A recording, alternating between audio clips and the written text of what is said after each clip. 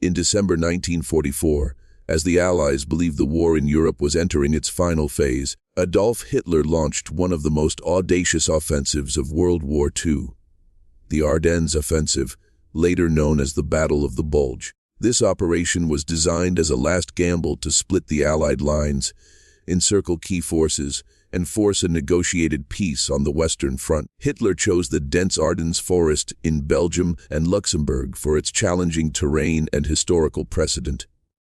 It had been used effectively by the Germans during their 1940 Blitzkrieg. The German plan relied on secrecy, speed, and the element of surprise, deploying nearly 200,000 troops and over 1,000 tanks. Poor weather initially grounded Allied air power, giving the Wehrmacht a crucial advantage. However, the offensive faced immense logistical challenges and underestimated the resilience of American and British forces. The initial German breakthrough created a pronounced bulge in the Allied front lines, but stiff resistance in towns like Bastogne slowed the advance. While it momentarily shocked the Allied command, the operation ultimately drained Germany's remaining reserves. The failure of this offensive sealed the fate of the Third Reich, ensuring the Allies would advance into Germany unopposed in the West. Today, historians view the Ardennes as both a testament to German tactical skill and a tragic miscalculation that accelerated Nazi Germany's defeat. By late 1944, Nazi Germany was in a desperate position.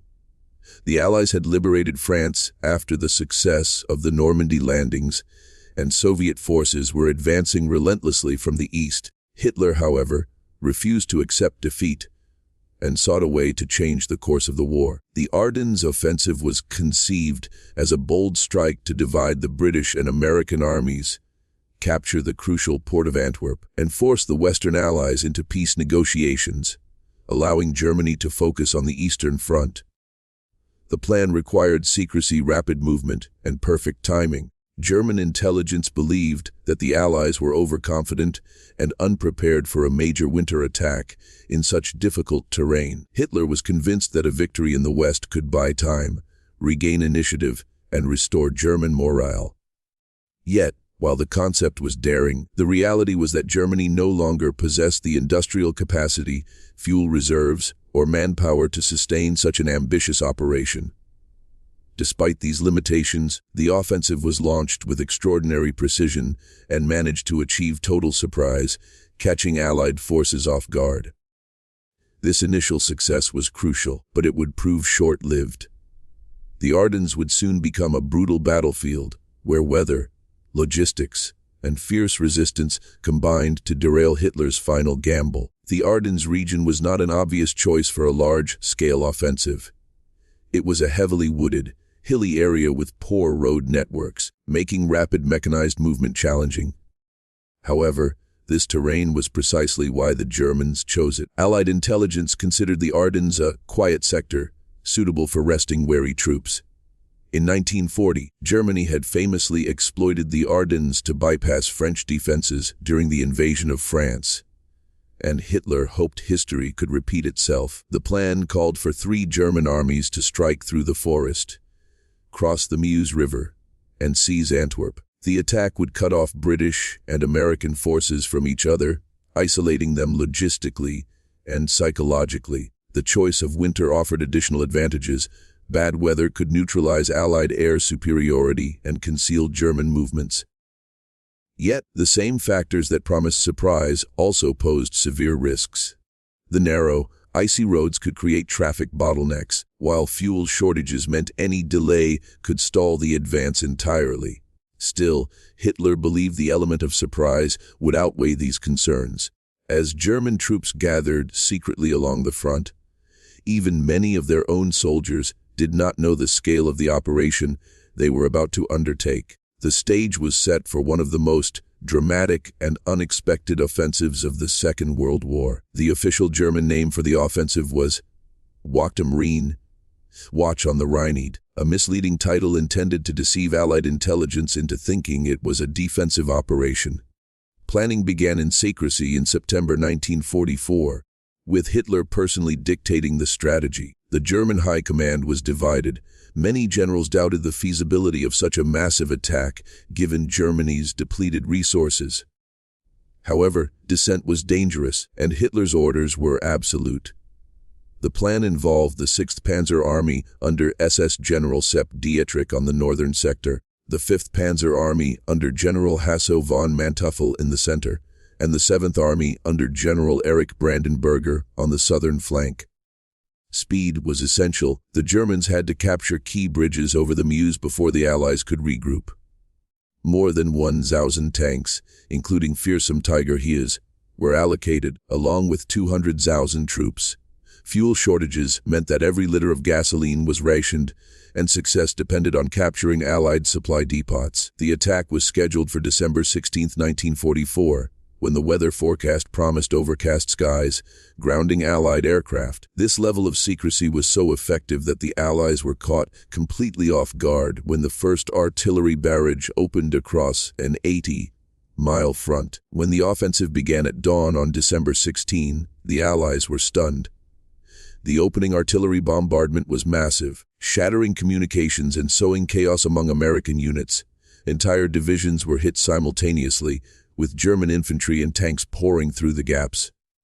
Many U.S. troops in the Ardennes were inexperienced or resting after months of combat, and their lines collapsed under the sudden pressure. The bad weather worked perfectly for the Germans.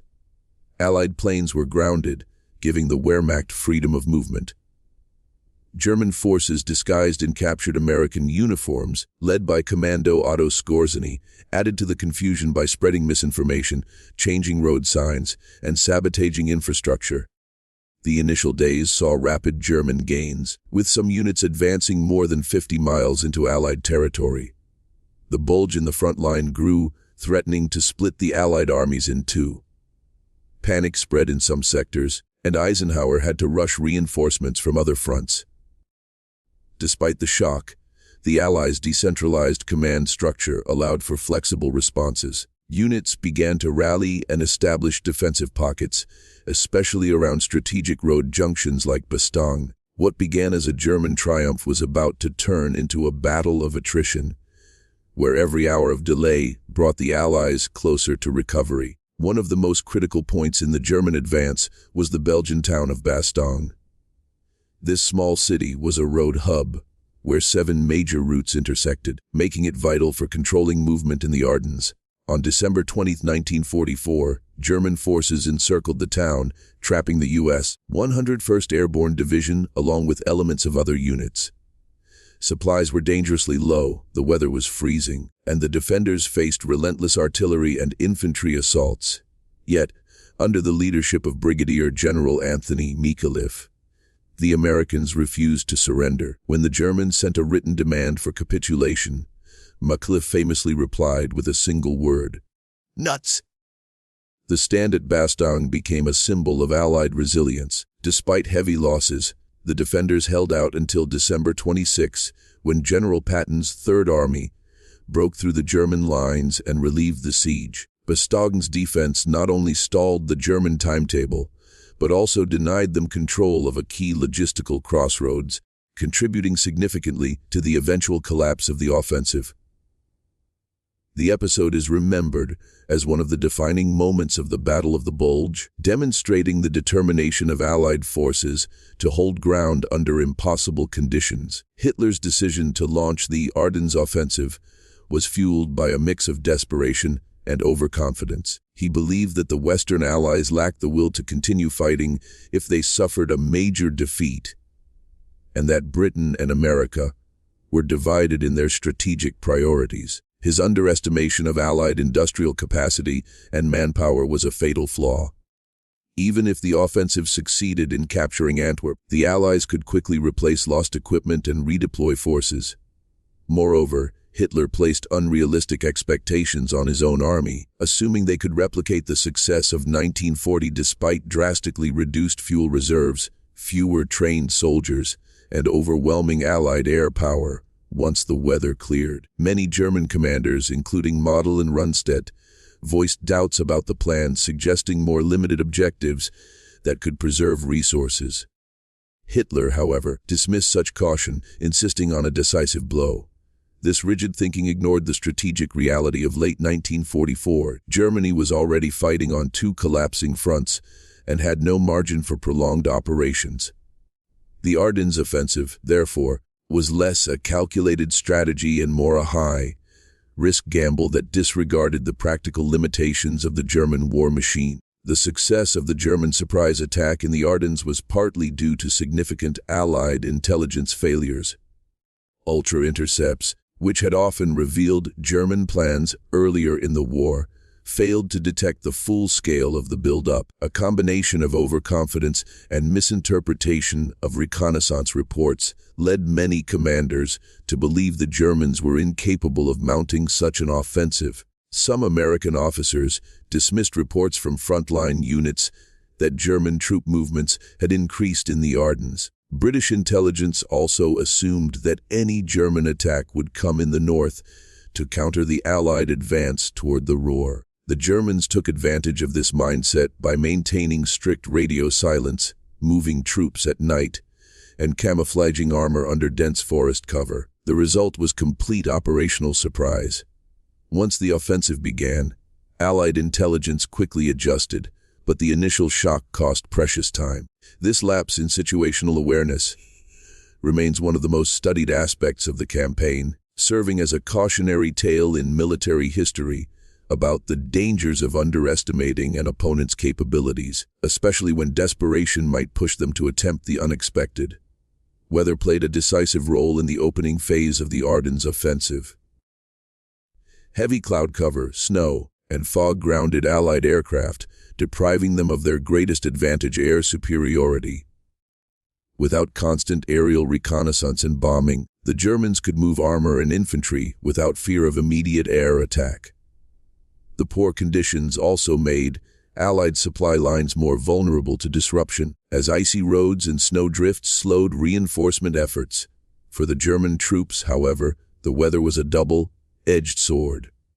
While it provided concealment, it also made movement difficult, caused mechanical breakdowns in tanks, and created immense logistical challenges for fuel and ammunition delivery. Soldiers on both sides endured freezing temperatures, frostbite, and inadequate winter clothing. When the skies finally cleared on December 23, Allied aircraft returned in force, launching devastating attacks on German columns and supply depots. This shift in the weather marked the turning point of the battle, allowing the Allies to regain the initiative. In the Ardennes, nature itself acted as an unpredictable combatant, shaping the tempo and outcome of the fighting.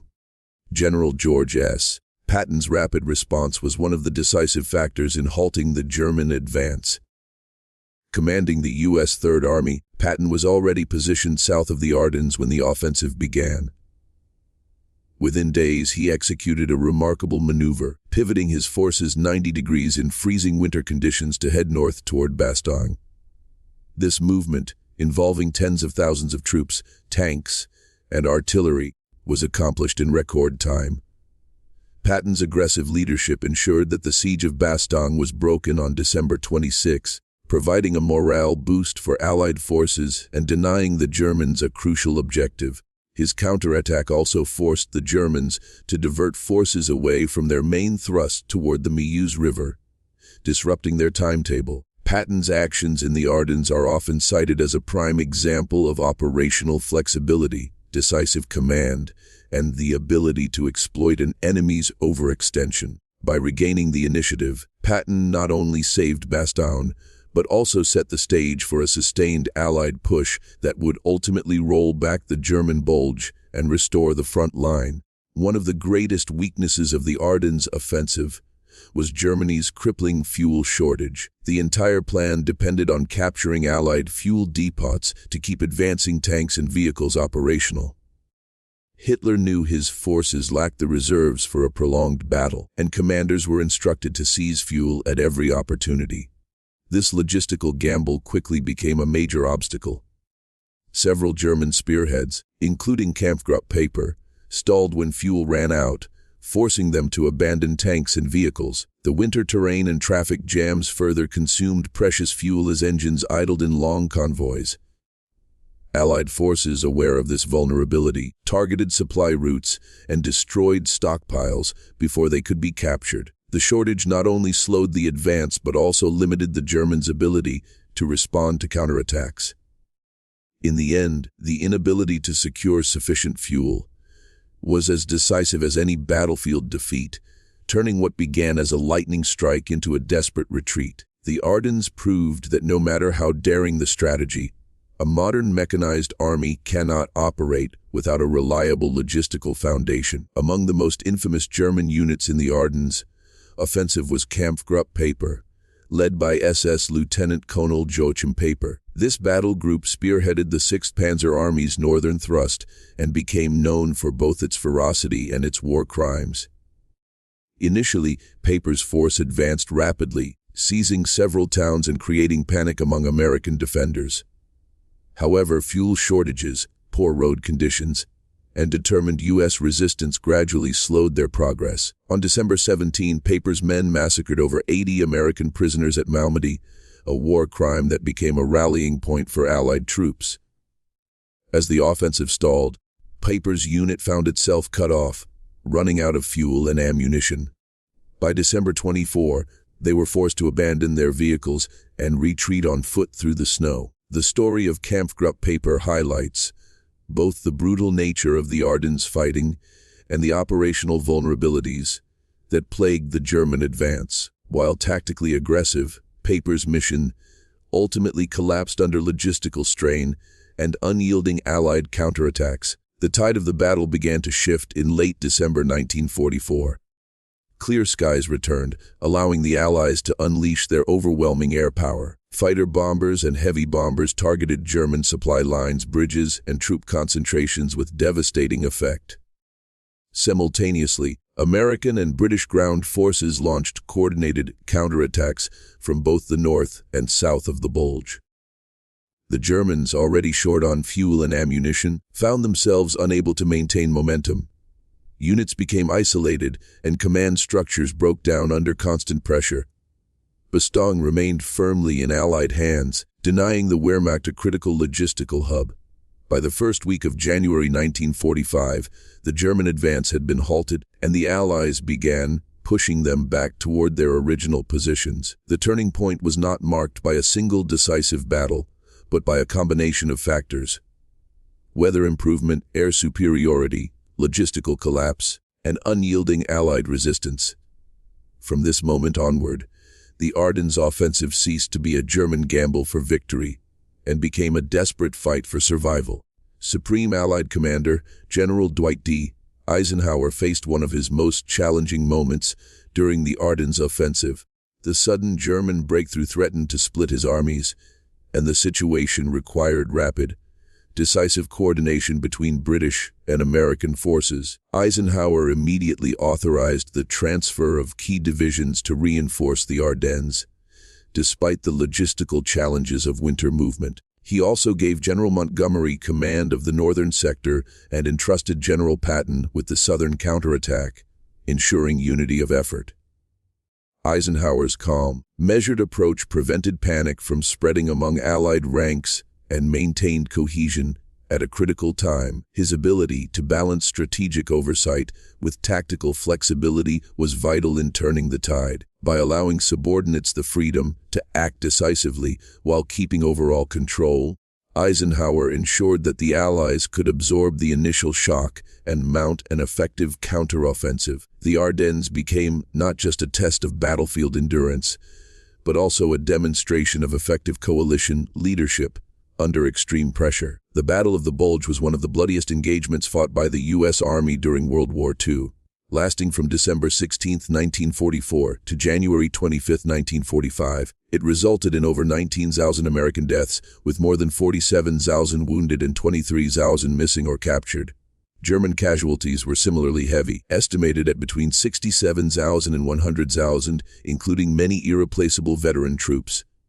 Civilians in Belgium and Luxembourg also suffered from the fighting, with towns destroyed, infrastructure wrecked, and winter shortages exacerbating the misery. The freezing temperatures, deep snow, and harsh conditions made survival as challenging as combat itself. For the soldiers, The Ardennes was a battle of endurance, hours spent in icy foxholes, constant artillery barrages, and the psychological toll of surprise attack. Many veterans later recalled it as the most difficult and exhausting campaign of their service. The human cost of Hitler's final gamble was staggering, leaving deep scars on those who endured it and marking the Ardennes as one of the defining tragedies of the war's closing months. By early January 1945, the Ardennes Offensive had lost all momentum. German units, weakened by constant air attacks, fuel shortages, and mounting casualties, began withdrawing toward their original positions. The Allies pressed forward on all fronts, gradually reclaiming lost ground and inflicting further losses on the retreating Wehrmacht. Hitler refused to call off the operation until it was clear that no further gains could be made, insisting on holding certain positions far longer than was strategically wise. This stubbornness only increased German losses and left fewer troops available to defend against the inevitable Soviet winter offensives in the east. The retreat from the Ardennes marked the end of Germany's ability to mount large-scale offensives on the Western Front.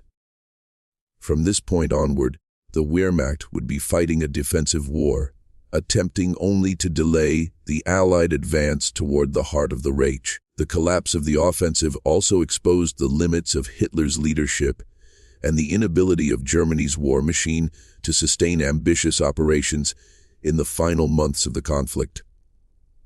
While the Ardennes battle raged in the west, the Soviet Union was preparing a massive offensive on the Eastern Front. The German High Command had hoped the Ardennes Offensive would force the Allies to negotiate, freeing up troops to reinforce the east. Instead, the failure in Belgium left the Wehrmacht even weaker. In January 1945, the Red Army launched the Vistula-Oder Offensive, rapidly advancing into German territory and reaching the outskirts of Berlin within months. The diversion of German resources to the Ardennes, tanks, troops, and supplies, meant fewer defenses to slow the Soviet advance. Some historians argue that Hitler's fixation on the Western Front at this late stage was a critical strategic error, accelerating the collapse of both fronts. Rather than buying time, the Ardennes gamble drained Germany's reserves at the exact moment they were needed most, ensuring that defeat would come sooner and more decisively than if the resources had been preserved for defensive operations. The Ardennes Offensive offers enduring lessons in military strategy. It demonstrates that boldness alone cannot compensate for logistical weakness, poor intelligence, and unrealistic objectives. While the Germans achieved complete surprise and initial tactical success, they lacked the fuel, reserves, and infrastructure to sustain their advance. The Allies, despite suffering a shocking setback, recovered quickly through flexible command, rapid redeployment, and effective use of combined arms once the weather improved. The battle also highlights the importance of unity of command and coalition coordination. For military planners, the Ardennes stands as a case study in both the potential and the peril of high-risk offensives, especially when undertaken in the final stages of a war with depleted resources. The Battle of the Bulge has become one of the most studied campaigns of World War II, remembered for its dramatic surprise, harsh winter conditions, and acts of heroism on both sides. For the United States Army, it remains the largest and costliest single battle fought during the war. It also cemented the reputations of commanders like Patton, McAuliffe, and Montgomery. For Germany, it was the last gasp of offensive warfare in the West. A desperate gamble that, once lost, left only retreat and eventual surrender. The battle's legacy is preserved in numerous memorials, museums, and historical accounts across Belgium and Luxembourg. For modern military historians, it serves as a reminder that even in the closing months of a war, the enemy can still launch a powerful and unexpected blow, making constant vigilance essential. Looking back, Hitler's Ardennes Offensive was less a carefully calculated strategy and more an act of political desperation. By late 1944, the Third Reich's military position was irretrievable. Yet Hitler clung to the belief that a single dramatic victory could change the war's outcome. The gamble in the Ardennes failed to achieve its strategic objectives, consumed vital resources, and hastened Germany's collapse. It stands as a stark warning against letting ideology and wishful thinking override realistic military planning. While the offensive temporarily disrupted Allied operations, it ultimately strengthened their resolve to end the war quickly and decisively. In the final months of the conflict, the consequences of this failed gamble were felt across both fronts, sealing the fate of Nazi Germany. The Ardennes remains not only a key chapter in World War II history, but also a powerful symbol of how overreach in war can lead to total defeat. The Ardennes Offensive was more than just a battle. It was the last desperate throw of the dice by a regime already on the brink of collapse.